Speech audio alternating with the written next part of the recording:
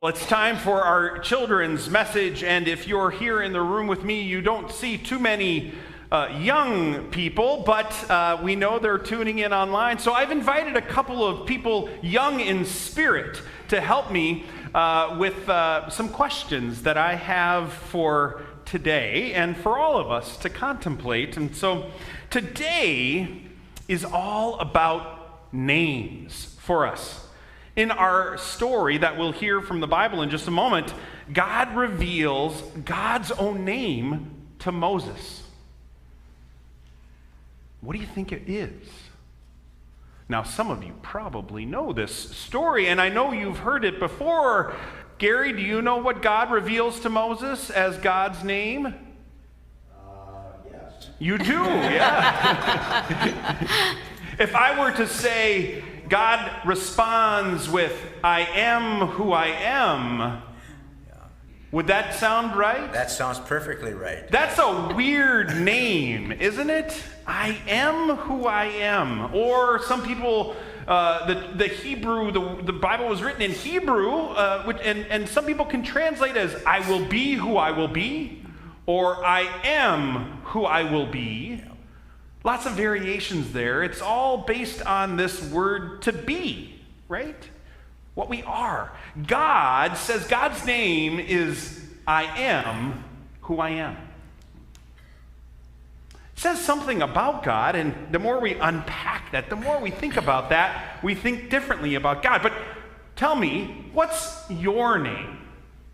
My name is Gary. You are Gary. And what is your name? My name is Jean. And your name is Jean, yes. And Gary and Jean, what can you tell me about your names? Like, do you know what they mean? Like, God's name means I am who I am?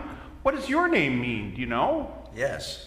I looked it up. A long time ago. You've known this. I actually have two meanings to my name. Uh-huh. The first is Gary is a great spear warrior. That sounds like a good name, but right? I like the meaning that I give to my name, coming from the Italian Garibaldi, which means great pizza lover. Yes, the great pizza lover. I probably should have been named Gary as well. I bet there's some other Garys here with us today as well. Jean, do you know what your name means? Well, Jean and John are kind of God's gracious gift. Yes, yeah, wonderful. Now, who named you? Who gave you that name, Jean? I assume my parents. Yeah, right. Yeah, they got to pick out your name when you were born, and it kind of became official when the nurses came and said, okay, what name are we going to put on this birth certificate? Because that's sort of the moment it becomes official, right? Gary, do you know who named you? My mother and dad. Yeah. That's all I know. Yeah. I'm curious, are there any other Jeans or Garys in your family? I don't know of any Garys in my family. Mm-hmm. No.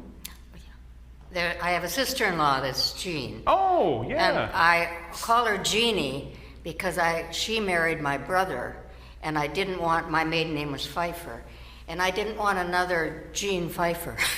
Right. Talk about silliness. So as much as names say about us, we also want our names to be different from other people, right? And so that we can help keep each other straight a little bit. And so names can tell us a lot about each other. Now, do you know what my name is? Don't cheat. Don't look on my name tag. Of course, Peter. Peter. It's Peter, yeah. What else do people call me around here? The Rock. Oh, no. That's what my name means, right? Yeah. So I don't know. What else do people call me around here that you can say in the sanctuary here? Pastor. Pastor, yes. They call me Pastor Peter. Now, who gave me that name? Did my parents give me, they named me Peter, but did my parents name me Pastor Peter? No. Who named me Pastor Peter? The church. You all did. It's because you named me pastor that I get to go by. Now I go by Pastor Peter. And it says something about me.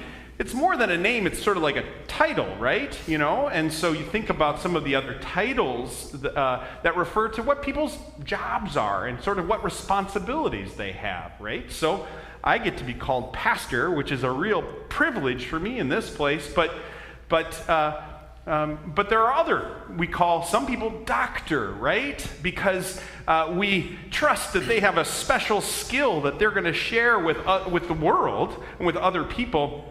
And we give them that special title and we say, Dr. Smith, right? And so that's really helpful. Now, do you know anybody who has changed their name? Just through marriage is all I know. Yeah. When my wife and I got married, my wife's name is Ann, and she changed her last name to be the same as mine. She changed it to Christ. Now, she didn't have to do that, but that was a decision that she made. I guess we made together because she wanted to use a name that was the same as mine. I have two friends who, when they got married, they made up a whole new name that would be their new last name. And maybe some of you know people who have done that, who've changed their last names or maybe even adopted. Sometimes they hyphenate those words and they put them together, but sometimes they just make a whole new name. Do you know anybody that's changed their first name?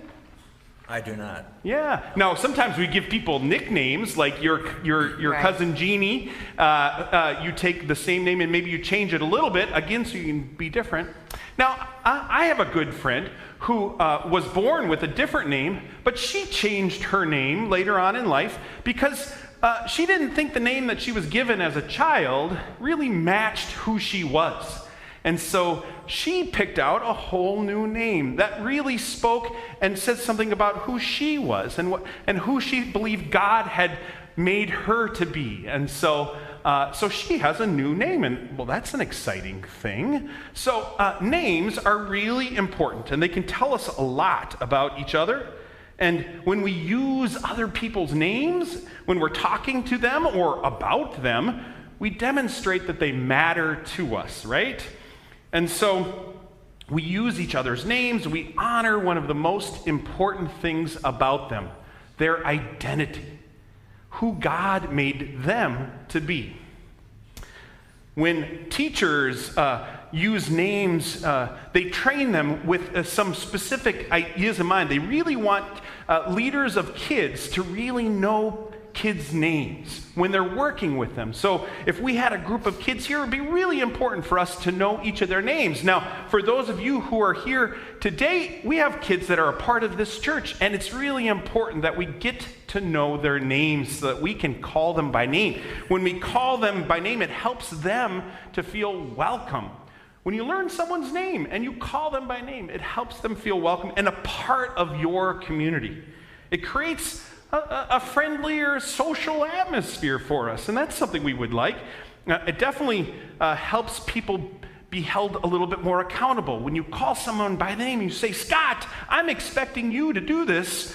Scott's going to go, oh my gosh, yeah, he knows me. He knows who he's talking to. I better pay attention. Hopefully, Scott will take seriously what I'm saying to him. And for the rest of us, being called by name and calling others by name increases our empathy and creates opportunities for more open and honest communication amongst one another. So that's why today, after this worship service, during our intergenerational time between services at 9:30, we're going to be making name tags. And these name tags are going to be, you can take them home with you, but you got to remember to bring them back when you come back to Prince of Peace here, or you can leave them here, and we're going to wear these name tags as much and as often as possible so that we can really use each other's names. Just like God called to Moses in today's story, and Moses responded and asked, well, if you're going to call me Moses, what am I going to call you? And God said, I am who I am. And that was God's name, and that is God's name. Lots more to learn around that, but today, let's give thanks to God for the names that we share with each other and the opportunity we have to get to know one another. Thank you for your help today, Gary and Jean. Wonderful. And Scott, for letting me call you out as well. I appreciate that. So.